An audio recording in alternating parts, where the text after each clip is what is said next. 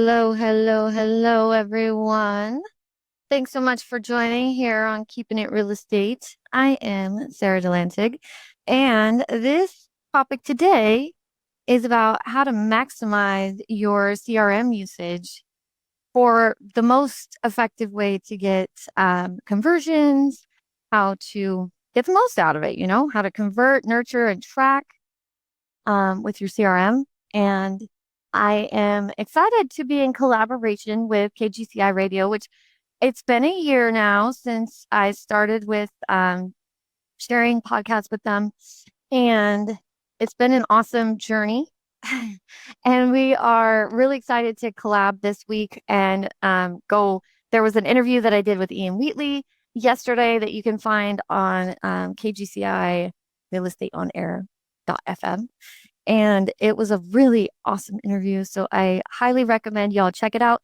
And it will also be, I think it's re-airing this Friday as well. So if you haven't already done that, check that out. This is going to be a little bit deeper dive because that was more of an interview style. So in this session today, I want to break it down. Some of you are here live. If you have questions, awesome. We can get into it. Let me know. Otherwise, I am just gonna kind of rattle off and do my thing, but I like to start with something positive for these. And I think it helps. So it's been a long time since I've done affirmations. So I'm gonna read these affirmations that I have for my real estate career and hopefully for your real estate career too, but you can change them however you want. But I did come up with these probably 2 years ago. So here we go. Want to hear it? Here it goes. All right. So it starts off, I am successful regardless of what is happening in the current market. Each call or conversation is an opportunity to build a positive connection and provide value. I am well prepared and knowledgeable about my market and the services I offer. I am persistent and resilient. I will keep going despite any challenges. I focus on solutions and benefits, not just making a sale. Every call brings me one step closer to achieving my goals or conversation. Sometimes we have conversations instead of phone calls nowadays. Before we get on the phone anyway. I am great. I'm a great communicator and can convey my message effectively. My enthusiasm is contagious and it resonates with the people that I'm talking to. I know that success comes from consistent effort. So, I also have a little anecdote as we're kind of waiting for people to come in because it's only 3 minutes and then usually people are still trying to come in. I'm going to see if this is the right video because sometimes I send videos to myself. This is not the one that I was trying to send.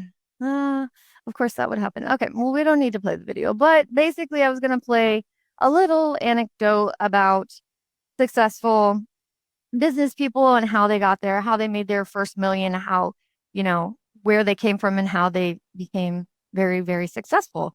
And usually they all say very much the same thing, which is that they visualize it, right? And they're consistent and they're passionate about what they're doing too. So those are the things that I hear the big names say about themselves when they first started their business or when they first, made their $1 million or whatever the case may be. So I think that is pretty important stuff. Allison, great question. I am not going to write them in the chat, but I can, if you follow me on Facebook, Instagram, anything like that, I do have these affirmations. If you're a part of eXp Realty, I have a workplace group. It's called the Future of Follow-Up, or you could just try to take a screenshot. I'm not sure if you can all see that. I can't see it. Let me put you, you know what? Let me just follow you, or I am eXp. Okay. So I'll invite you to the group and I have them in there as well. And I actually have a longer list of affirmations in there. So I'll share. Thank you. All right, cool. So let's get into this topic, which is maybe not one that a lot of agents like to discuss. CRM usage can be a little daunting, if you ask. KV Core? This is just for any kind of CRM. out there. So we're just going to be kind of going into the functionality of it and things of that nature. Okay.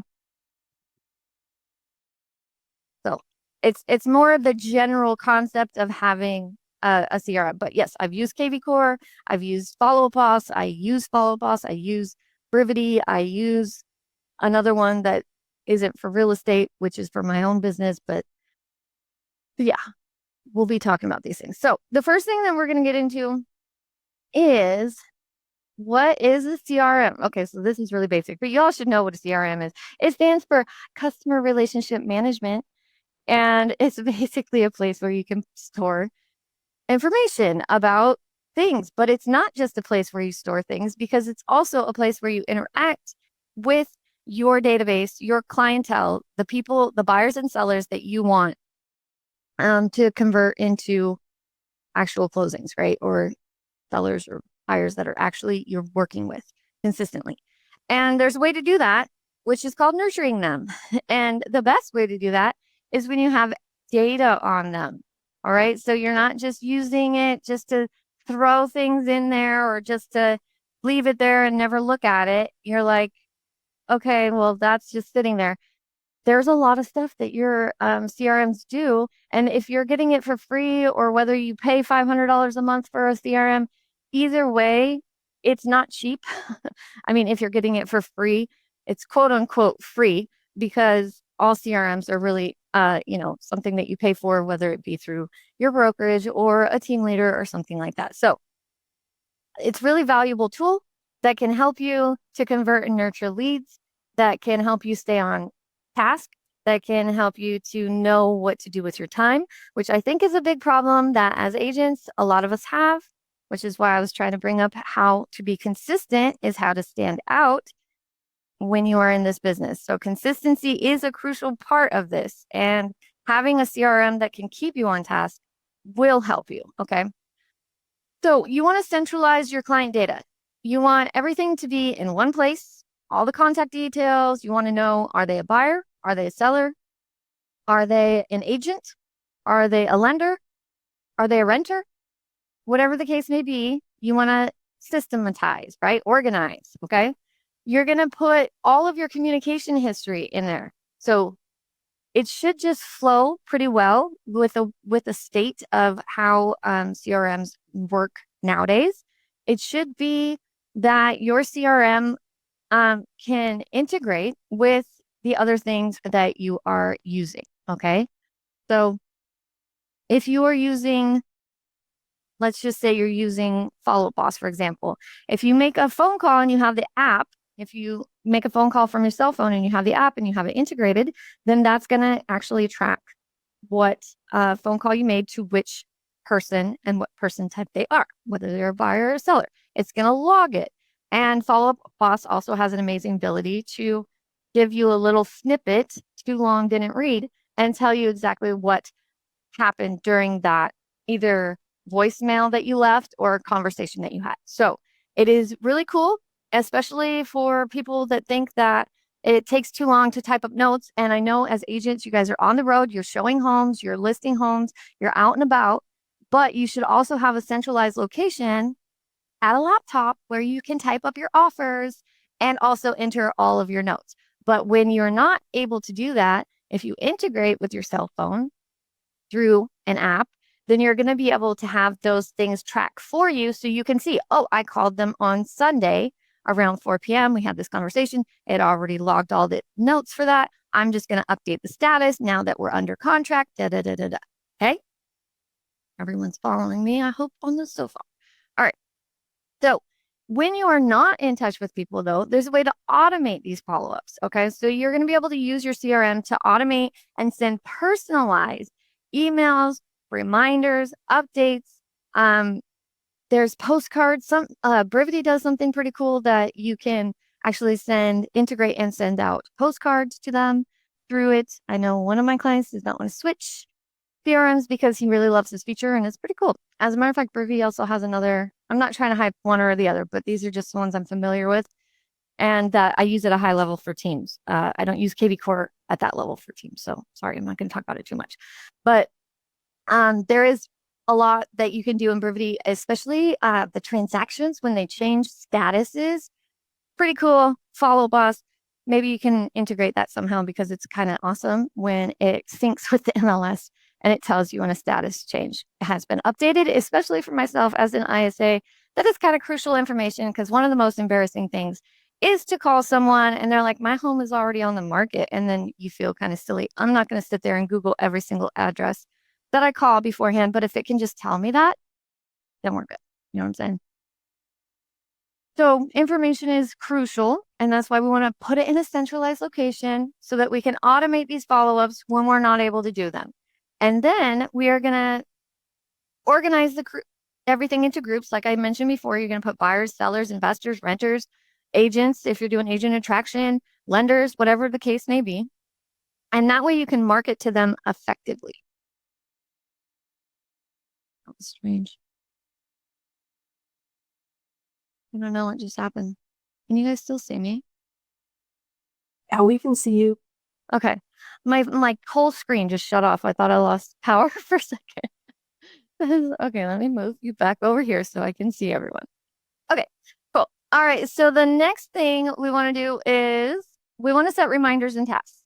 So setting reminders and tasks is really helpful. When you are setting reminders and tasks, this is something that you do not want to ignore. This is what I talked about with Ian yesterday.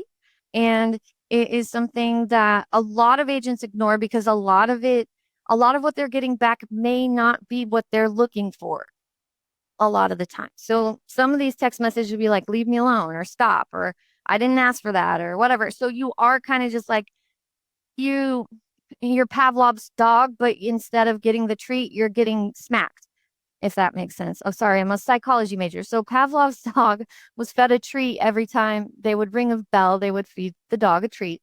So instead of feeding the dog a treat, when you're seeing these notifications, some agents are getting the stop, and that can be disconcerting, and it can feel like you're just getting smacked around a little bit. However, if you stick with it, there are treats in there. So try not to ignore them because you definitely want to keep an eye on what's happening. And especially if people are saying stop, totally fine. On to the next one. It's not a huge deal. Don't take it personal. None of that stuff. Okay. So just keep on going about your day, but pay attention to them because those things will help you. I set tasks. For example, like I have people that are like, I'm renting until September. Well, I'm going to call them about 3 months before then because that's about how long it takes to get through a whole contract, find a home, and move into a place. So I know that they'll be able to get out of their lease in the right amount of time, right? So I set up tasks and I'll say, hey, and I'll do all caps lock, like ask them if they're ready to go look at homes, right? So I try to make sure that I'm thinking ahead, put yourself in their shoes. And that's another thing that the video I wanted to play was really about not being a salesperson. It was about empathizing, putting yourself in the other person's shoes. Because if you were an agent at any level, you should understand how to talk to buyers and sellers, right? And a CRM is going to help you do all of that, but there's a level of empathy and humanity to what we do where people are buying the biggest purchase of their lives and we're helping support them through that. And we need to have a lot of empathy and a lot of understanding and put ourselves in their shoes to see and solve the problems. And that's going to make us even more effective agents. Okay. All right. So the other thing, okay, so this is one I love, and I was trying to kind of start us off a little bit easy and then kind of ease into the more dramatic and high level stuff. But here we are. Okay, so reporting tools. So you want to leverage your CRM to track leads, conversions, conversations, your sales performance, your lead flow, and adjust your strategies as needed. So if you are spending, let's just say you're spending $2,000 a month on 200 leads and you haven't converted a single one in 6 months, what do you think your ROI is on that? Well, it's zero. Zero is your ROI because you done nothing with it. So if you have that all in your CRM, you're able to see that, you're able to adjust, you're able to find out, is this my problem? Is this a lead flow problem? And there aren't really The only crap leads I will say are ones that have no ability to contact. Like if you get a bad phone number, if you get a fake email address or a fake name. So if you have somebody's real information, then eventually, if you nurture them in the right way with empathy and respect, then you'll find a way to connect. So just keep that in mind. All right. So you're going to integrate that stuff with other tools. So most CRMs have the ability, like I said, they have apps and things like this. They integrate with things. Zillow integrates with Follow Up Boss. Follow Up Boss integrates with Street Text. I'm just naming things. I'm not sponsored by any of these people. This is just what I do. So I'm sharing. But yeah, so there's a lot of things out there that will integrate with your CRM. I think even I mean Zillow now integrates way more with Follow Up Boss, but I think that it also does with Brivity to a certain extent. There's a little bit more involved in that, and you have to switch it up a little bit. But there's a there's a real nice integration sequence with some of these that can really make your life a lot easier so that you're not copying and pasting and putting here and putting there and putting here and putting there, right? So you can use these analytics to figure out what's going on and where there might be a disconnect. I used to be kind of like a database analyst and like look at where the blockage is with certain things. And sometimes you find like there are things that you can automate that are taking up super amount of time, like just little tiny things. There's CRMs are pretty powerful tools and they have campaigns and things that you can do that will automate and that you think that you might have to sit there and type in this stuff, but really it can actually automatically assign that it's a buyer based on another trigger, right? So if it comes in through Facebook and they click this ad, then you can say all those ads are buyers for the most part. And then you can adjust as needed if you find out they're a seller and a buyer, or if they accidentally click the buyer one, but they're really wanting to sell or something like that. So I think there's an overall general way to do this with campaigns. And I think a lot of people don't know that stuff, but it's really at another level. So if you are just now like, I don't even put my notes in the system, or I don't have it integrated, or I'm just using my cell phone, then this might be not for you yet. Okay. So just put it in the back of your mind, and then maybe someday, you'll get there. But right now, I just want the people that are, the team leaders, the people that know what I'm talking about. There are campaigns and automations and things of that nature there's workflows and all sorts of things that will help you with this stuff.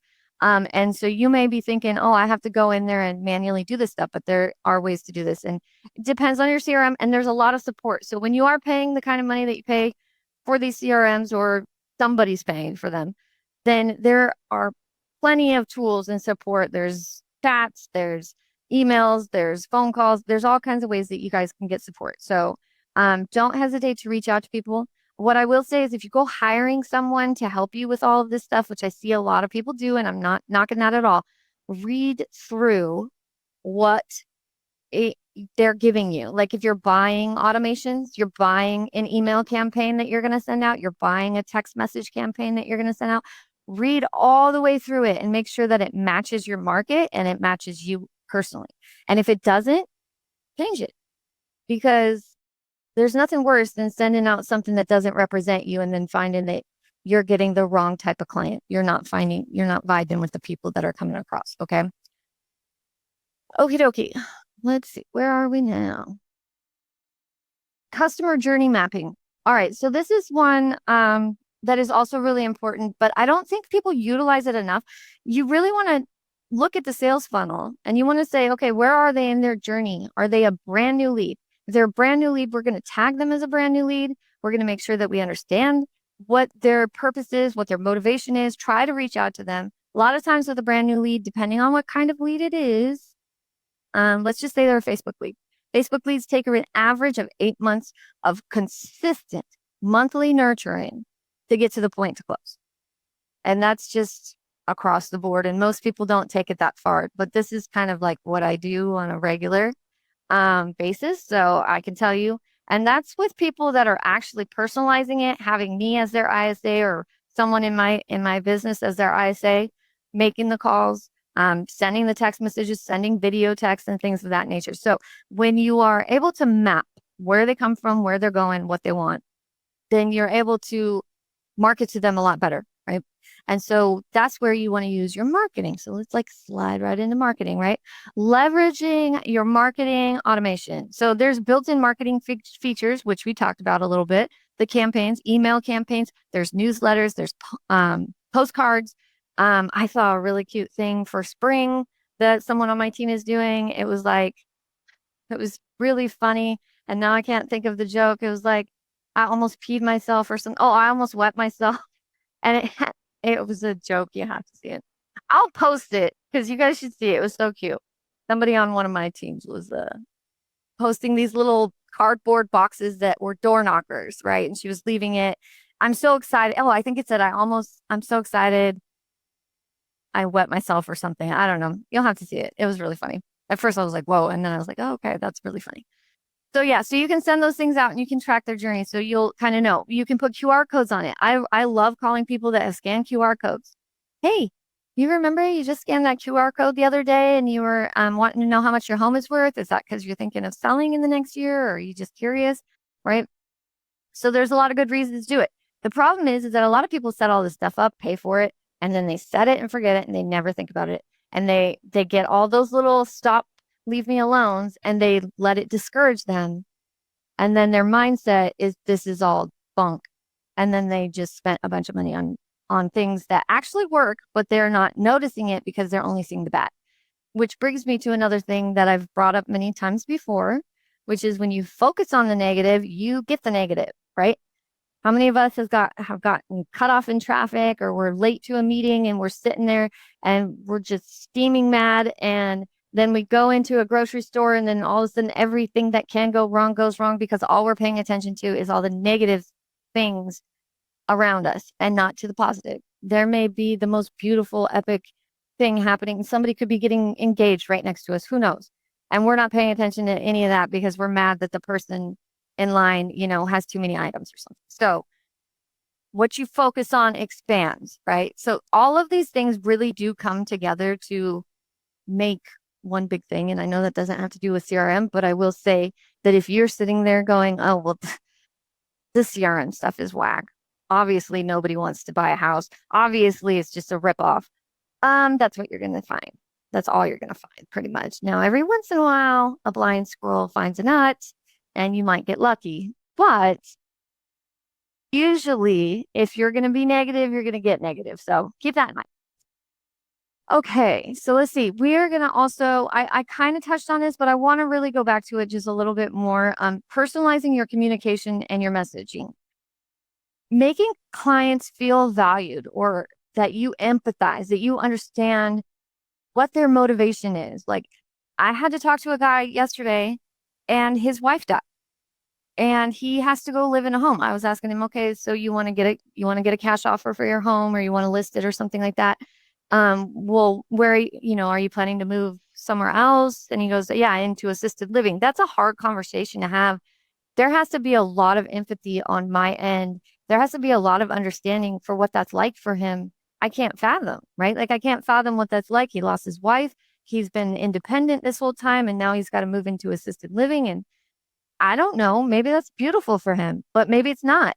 Either way, I have to let him tell me the story and bring me on that journey. And I have to be able to empathize no matter what.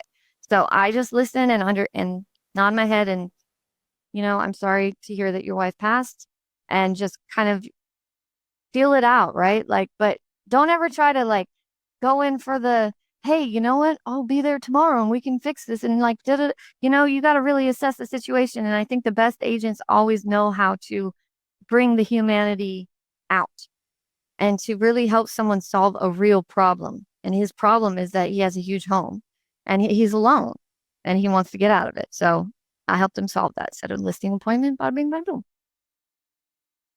But it wasn't like bada bing, bada boom. It was more like, okay, I'm so, like I understand this is where we're at, that kind of thing.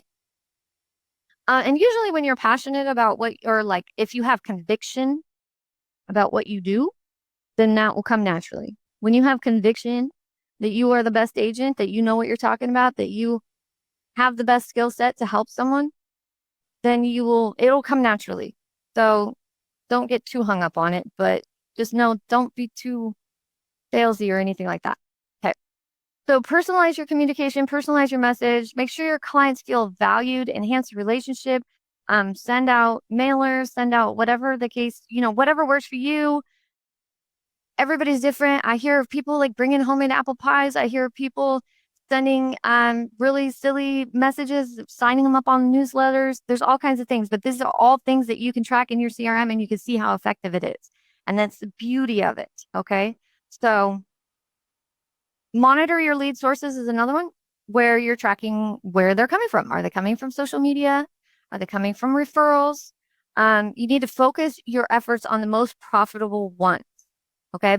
And there can be analysis paralysis with some of this. There also is a situation I see a lot with like bigger teams where they just spend on a lot of leads because it can be a way of like, oh, look at all these leads we have. There could be a such thing as too much. Okay, so track what's going on and make sure that what you're spending money on is bearing fruit, if you will. Okay. Okay, there's ways to stay organized in your CRM with custom tags.